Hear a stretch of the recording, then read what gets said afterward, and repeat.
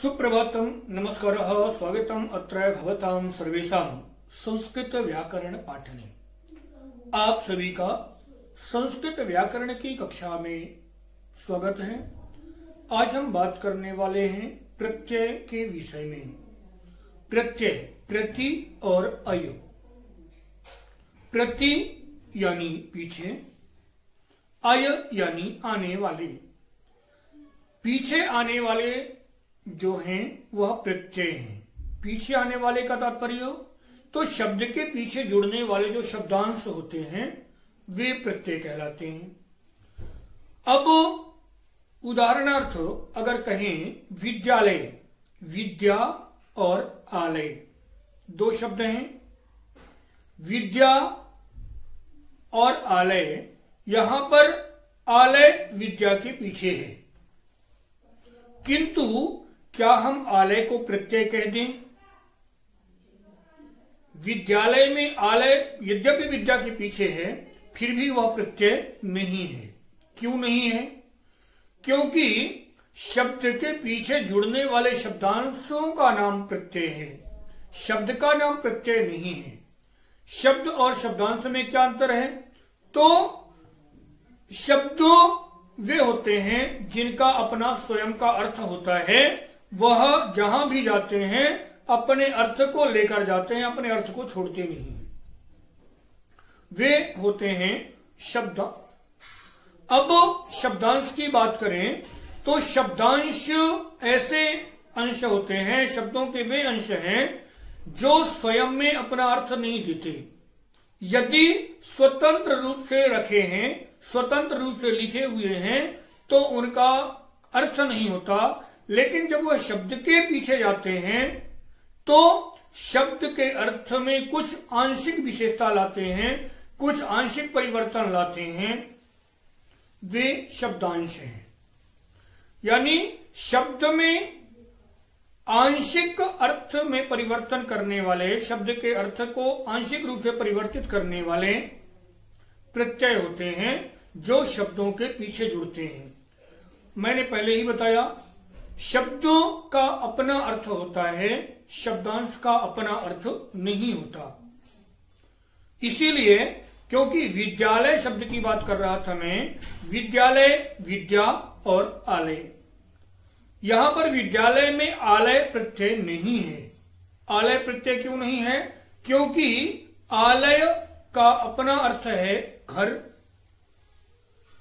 और जहां भी जाता है विद्यालय, विद्या का आलय यानी विद्या का घर, देवालय, देव आलय, देव का घर, तो जहां भी आलय जाएगा वह अपना अर्थ लेकर जाएगा।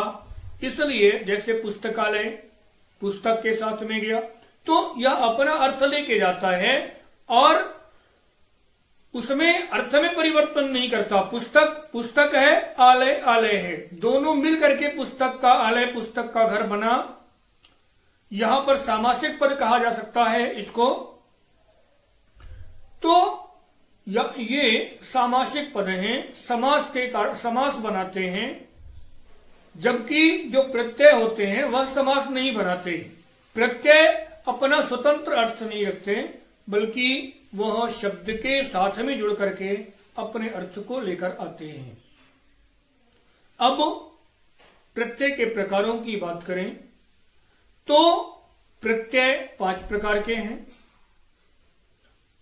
5 प्रकार के प्रत्यय कौन कौन से? तो सबसे पहले सुप प्रत्यय। सुप क्या होते हैं?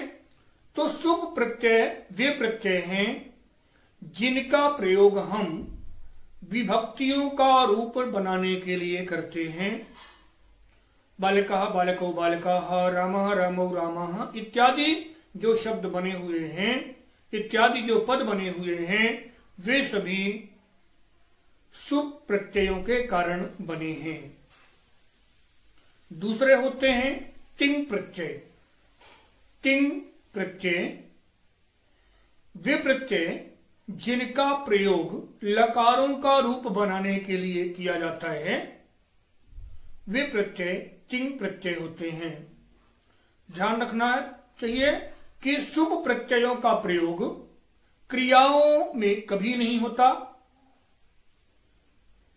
हमेशा या तो संज्ञा में होगा या सर्वनाम में होगा या फिर विशेषण में होगा।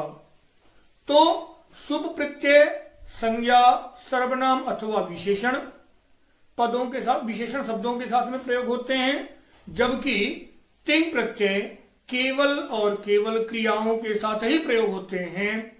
तिंग प्रत्ययों का प्रयोग संज्ञा, सर्वनाम अथवा विशेषण शब्दों के साथ नहीं होता।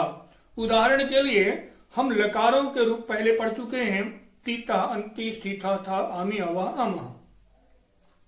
तो यदि हमें राम शब्द का रूप बनाना हो, कोई कहे कि आप पढ़े लिखे हैं, राम शब्द का रूप लट लकार में क्या होगा बताइए, तो राम शब्द का रूप लट लकार में रामति, रामता, रामंती हम सोचे कि बना दें तो नहीं बनेंगे।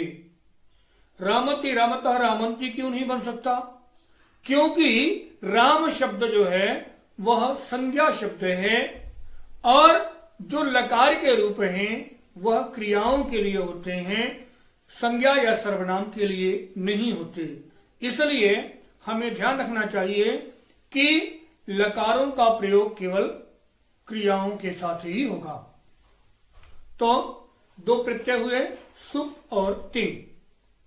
इसके बाद कृत प्रत्यय, जिनको हम थोड़ा सा विस्तार से पढ़ेंगे।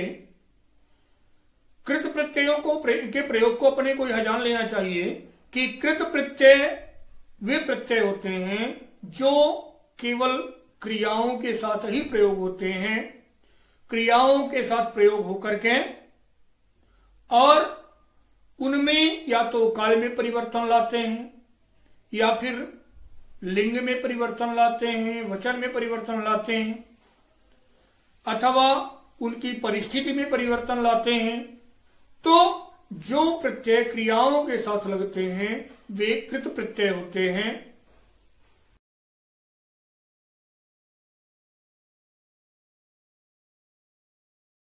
दूसरा, अगर हम आगे की बात करें तो फिर चौथे प्रत्यय हैं तद्धित प्रत्यय।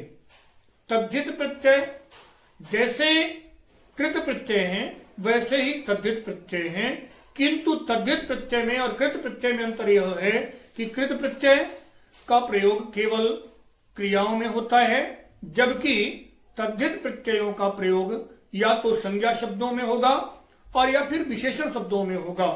क्रियाओं के साथ में तद्धित प्रत्ययों का प्रयोग कभी नहीं होता। पांचवें होते हैं स्त्री प्रत्यय। स्त्री प्रत्ययों का प्रयोग पुल्लिंग शब्दों से स्त्रीलिंग शब्द बनाने के लिए किया जाता है। थोड़ा सा हम इन पांचों प्रत्ययों को समझने के लिए स्क्रीन का सहारा लेते हैं और स्क्रीन के सहारे से और थोड़ा सा समझने का प्रयास करते हैं। इसके बाद हम एक एक प्रत्यय के लिए एक एक वीडियो बनाएंगे, जो अलग अलग वीडियो आपके लिए रहेंगे। प्रत्यय का प्रयोग कैसे करना है, प्रत्यय के प्रयोग से शब्द कैसे बनते हैं और उस प्रत्यय से बने हुए शब्द किस अर्थ में प्रयोग होते हैं, यह सारी जानकारी हम आगे की वीडियो में देखेंगे।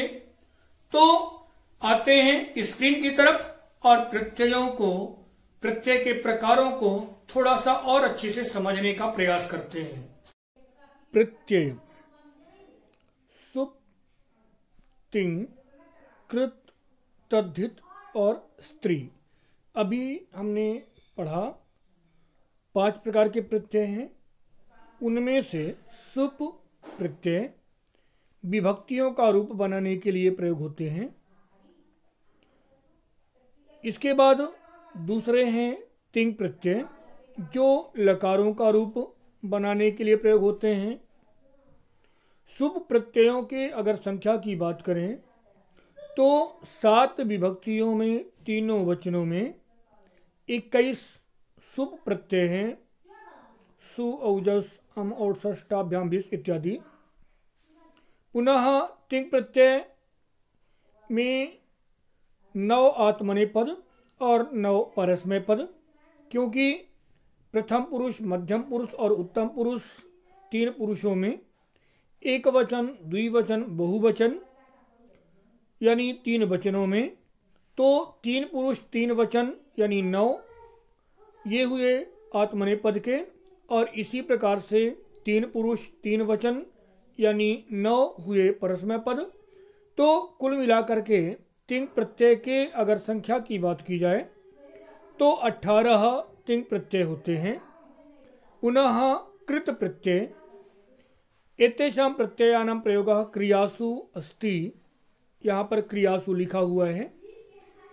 तात्पर्य यह कि क्षम्यतां कृत प्रत्ययों का प्रयोग केवल क्रियाओं में ही होता है, संज्ञा अथवा सर्वनाम अथवा विशेषण पदों के साथ में नहीं होता।